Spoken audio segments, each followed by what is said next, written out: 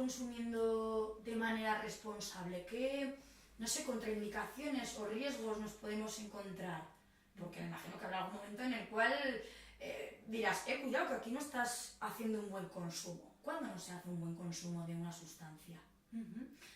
Bueno, más que bueno o malo es que exista mayor cantidad de riesgos y por tanto, como bien has dicho, el tema de contraindicaciones, ¿no? Igual podríamos ir por ahí.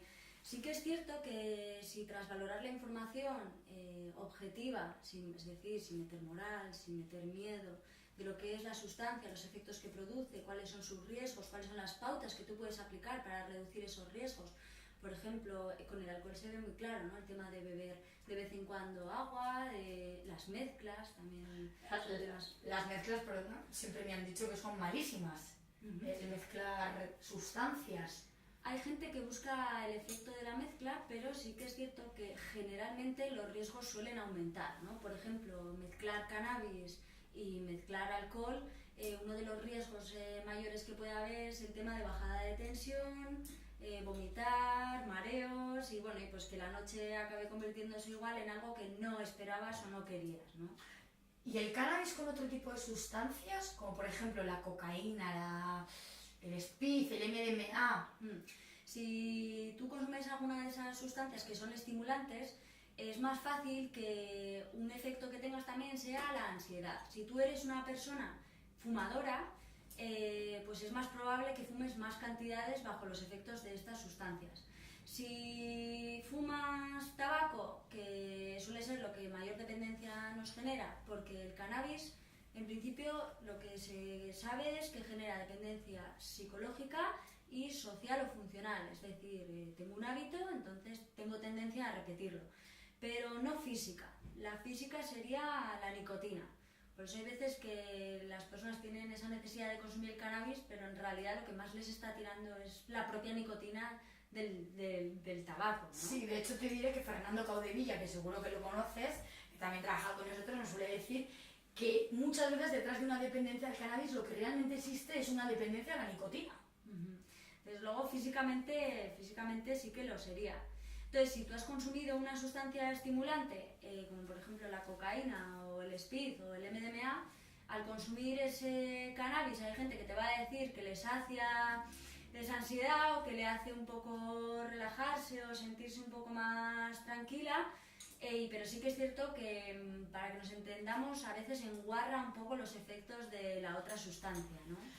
Claro, yo me imagino también que es porque el speed te altera y en cambio la marihuana tiende, dependiendo de la marihuana, claro, pero la índica, por ejemplo, tiende a relajarte, ¿no? Entonces es igual un poco de sobresalto para el cuerpo y la mente, ¿no? Ese subidón que te puede dar igual el speed y ese bajón que te puede dar el cannabis, ¿no? En el caso de la marihuana, probablemente incluso psicológicamente o tus pensamientos, pues hay gente que no lleva bien el hecho de pues que igual no se acuerdan de lo que iban a decir o que igual pues las taquicardias la agobian o pues el hecho de que la gente tenga gente fuera un poco pues que no conoce mucho le genera más inseguridad, más ansiedad. Entonces estos efectos, claro, si juntas una sustancia estimulante con la marihuana, como has puesto tú el caso, concretamente pues probablemente se vean aumentados, ¿no? Y en el caso del hachís, generalmente lo que va a pasar es que como es depresor, como tú bien dices, yo suelo explicarlo como si tú vas a correr un día y te pones a hacer una sprint, sí, pero luego te paras, pero luego andas un poquito más rápido, pero luego un poco más despacio, es decir, al final es más fácil que te entre un flato, ¿no? Que igual no te entra, pero el riesgo de que te entre al final es mayor, ¿no? O sea que entonces tú a la gente, por ejemplo, cuando te dicen, oye Eva, ¿tú qué me aconsejas o qué crees que es mejor, hachís o marihuana? ¿Tú qué opinas? Yo lo que haría sería llevar a cabo un proceso de reflexión con esa persona, un proceso de reflexión conjunta, para que a través de la estrategia de las preguntas sea la persona la que llegue a su propia conclusión, ¿no?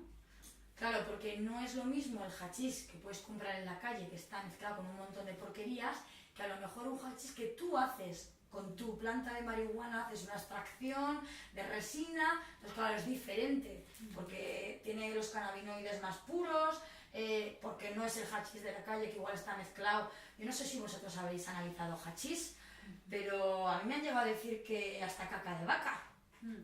A ver, no tenemos claros cuáles son exactamente los adulterantes que lleva el hachís comercial.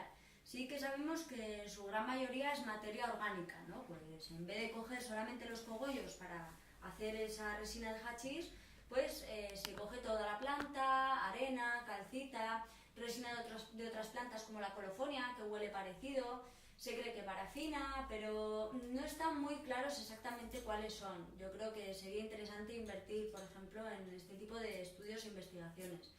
Pero sí que es cierto con respecto a lo que me comentabas del hachís comercial o el hachís de elaboración propia o casero, ¿no?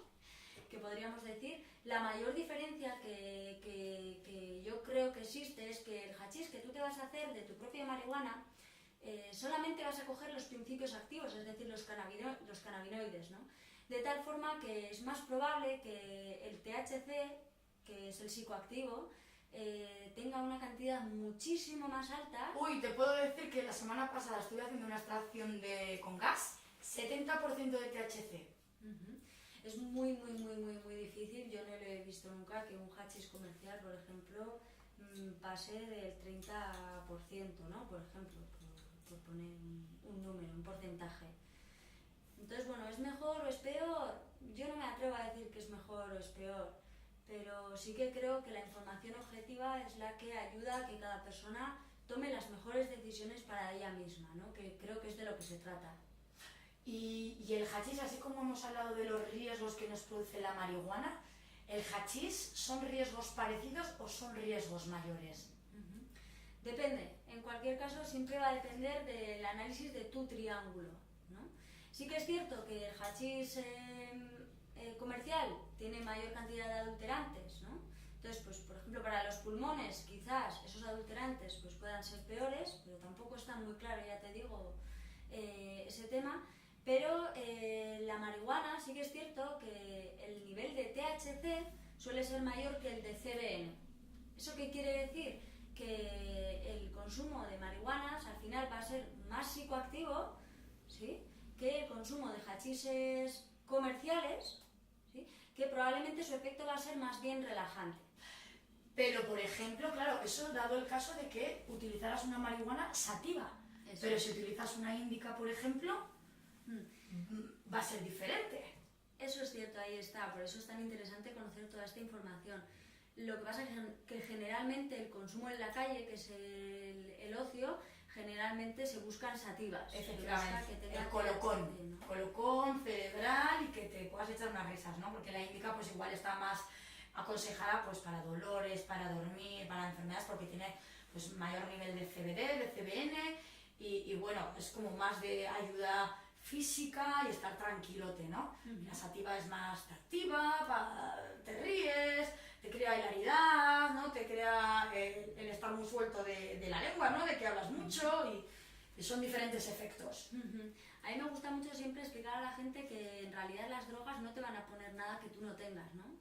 Que las drogas generalmente lo que hacen es agrandar lo que tú ya tienes. Si tú no eres una persona risueña, si tú no tienes esa capacidad de divertirte y de generar pues buen rollo o estás pasando una mala temporada y no te encuentras bien, el hecho de que consumas esa sustancia probablemente no te va a poner eso que tú ahora mismo no estás teniendo, ¿no? Al revés, es más fácil que te agrande lo que estás sintiendo emocionalmente en ese momento, ¿no?